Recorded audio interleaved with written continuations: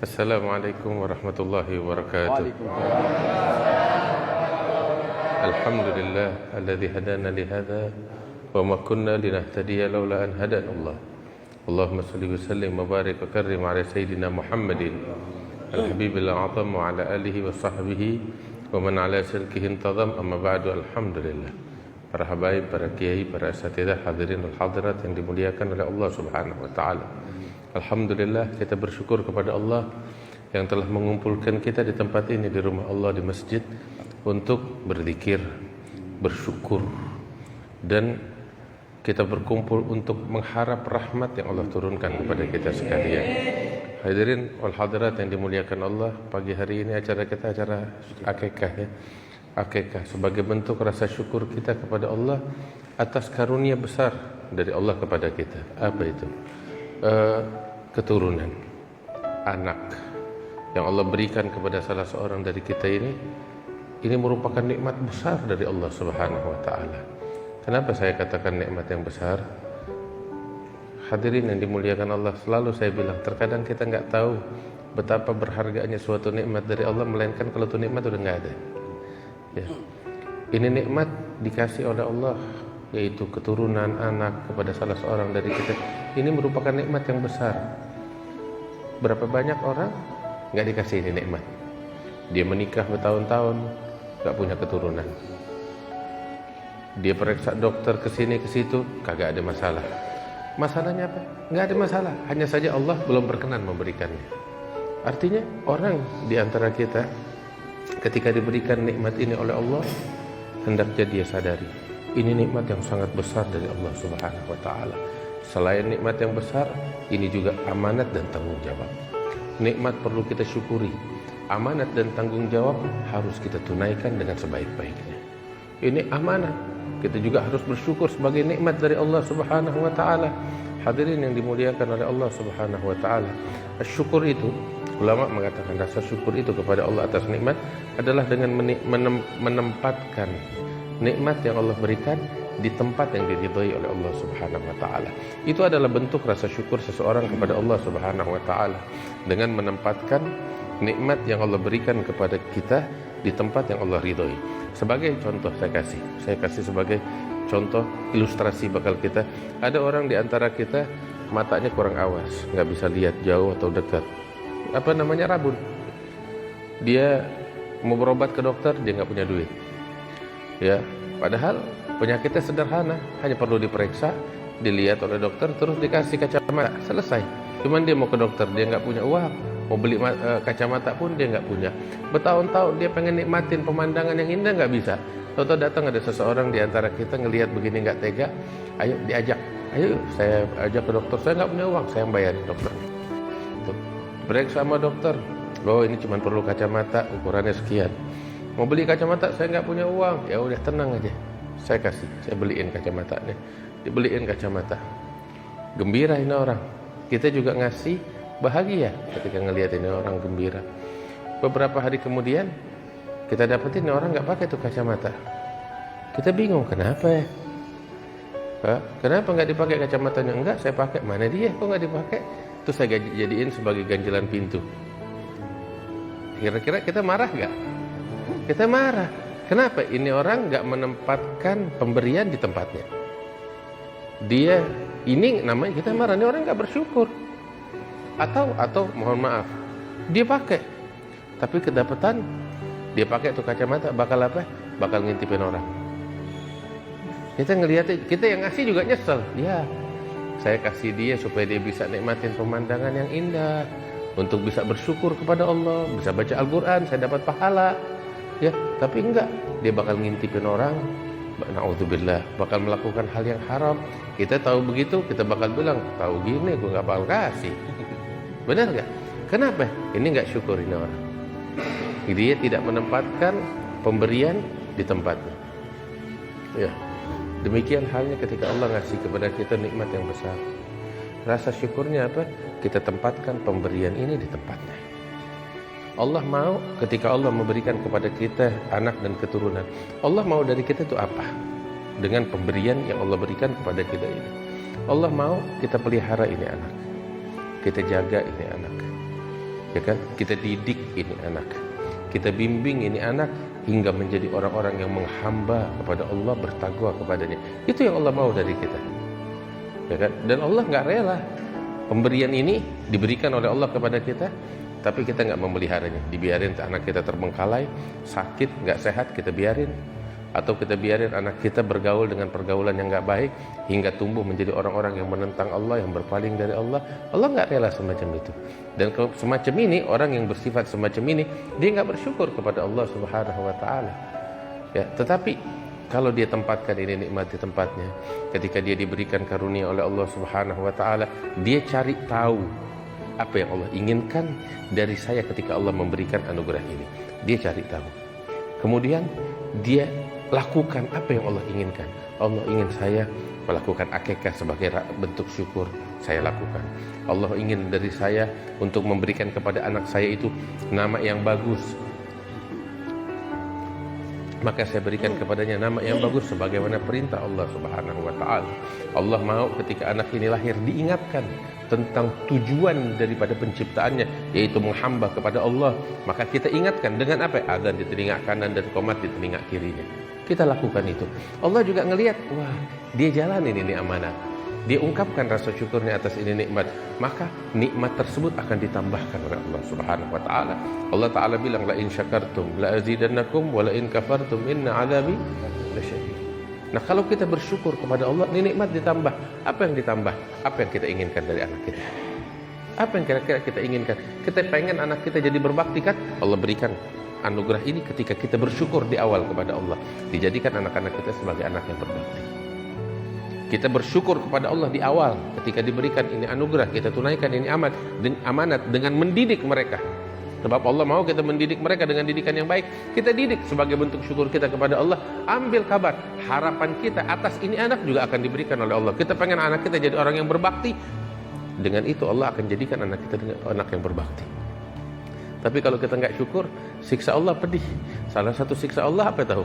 Bentuk siksa Allah karena kita nggak syukur nikmat Allah. Ini anak nggak bakti sama kita, nggak nurut sama kita, kurang ajar sama kita. Kenapa? Jangan salahin tuh anak. Introspeksi diri. Kita selama ini bersyukur nggak kepada Allah? Kita didik nggak anak kita? Kita bimbing nggak? Kita jadikan diri kita sebagai panutan terbaik untuk anak kita atau enggak? Tanyakan kepada diri kita. Kalau kita lakukan itu, kita bersyukur, nikmat ditambah oleh Allah. Tapi kalau kita nggak bersyukur sama Allah, jangan salahkan kalau anak-anak kita tumbuh tidak sesuai harapan kita.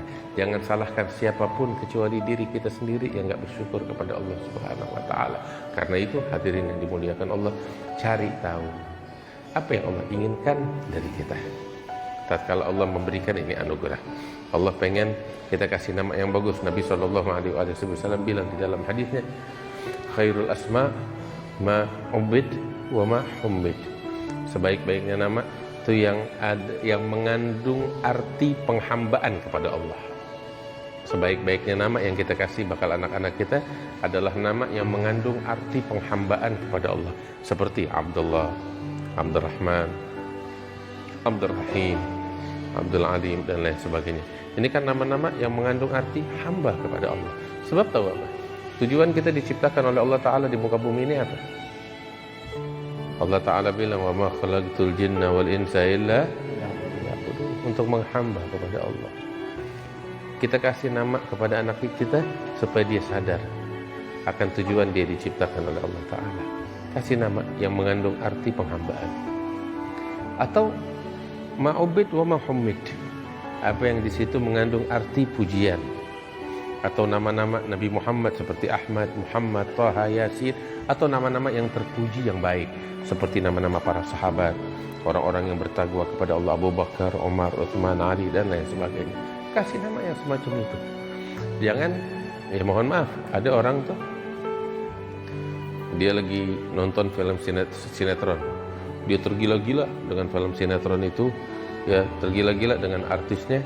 Kebetulan hamil tua, begitu brojol, ya dia ngelahirin anaknya, dikasih nama artis, dikasih nama pemain sinetron. Nah ini orang yang semacam ini khianat terhadap anaknya sendiri. Kenapa? Itu anak kita nih, anak kita ketika lahir, dia nggak punya kemampuan untuk memberikan nama kepada dirinya.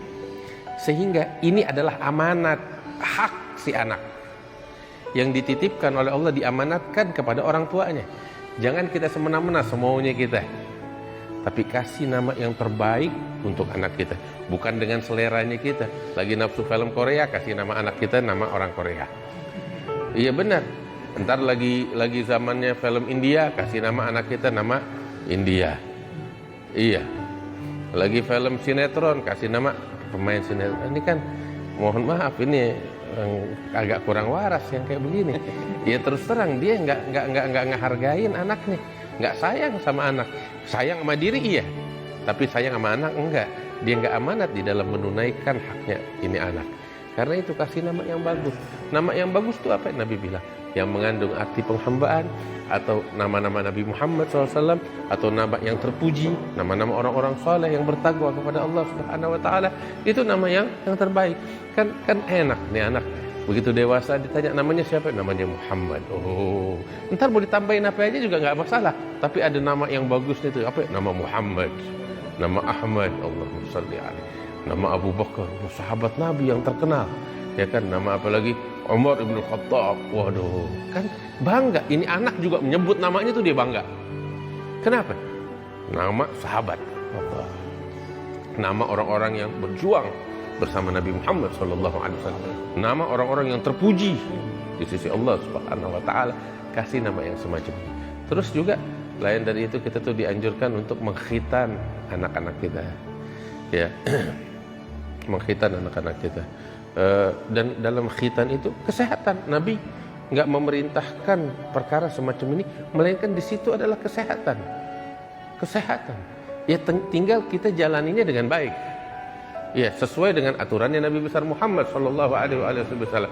Tapi kalau kita ngejalaninnya nggak sesuai aturan, terus kita catut nama syariat Nabi. Oh ini sunnahnya Nabi, tapi kita nggak jalanin sesuai syariat. Ya kalau jadi penyakit jangan salahin kecuali diri sendiri. Terus yang jadi yang jadi korban ya syariat.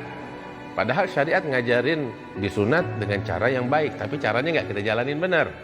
Begitu jadi korban syariat, seakan-akan syariat mengajarkan hal yang nggak benar. Padahal sunat itu sendiri, khitan itu sendiri adalah sehat, baik bagi laki-laki maupun perempuan, asal kita jalankannya dengan baik sesuai dengan ajaran Nabi besar Muhammad SAW.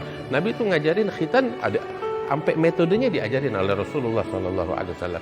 Sampai Nabi bilang tuh di dalam Sahih Bukhari, ya, ketika Nabi nganjurin perempuan di khitan, bukan diambil seluruhnya, enggak, tapi Nabi ngajarin asal syarat aja. Nabi ngajarin sampai metodenya.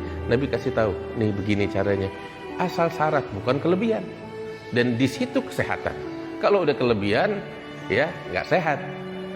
Ya, yang kesian syariat Nabi besar Muhammad Sallallahu Alaihi Wasallam. Kata jalan sunnahnya Nabi Muhammad Sallallahu Alaihi Wasallam.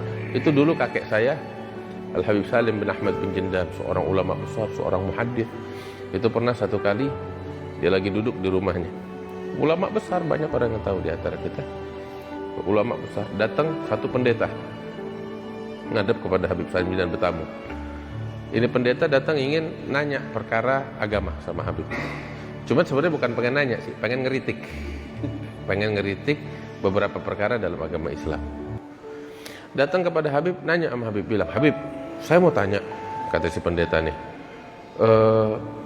umat Islam itu kan diwajibkan oleh nabinya, oleh agamanya untuk dikhitan laki-laki itu. Dikhitan, masa dikhitan? Kita mau orang Nasrani nggak dikhitan. Kok kalian dikhitan? Itu kan nggak enak, sakit, dipotong. Itu bagaimana tuh, Habib? Habib bilang sama nih tamunya, nih pendeta, duduk dulu. Duduk. Itu waktu Habib di rumah lagi nggak ada apa-apa, belum disediain apa-apa. Emang lagi nggak ada apa-apa. Nggak lama datang tamu yang lain, murid-muridnya Habib, bawa berkatan, bawa buah-buahan macam begini.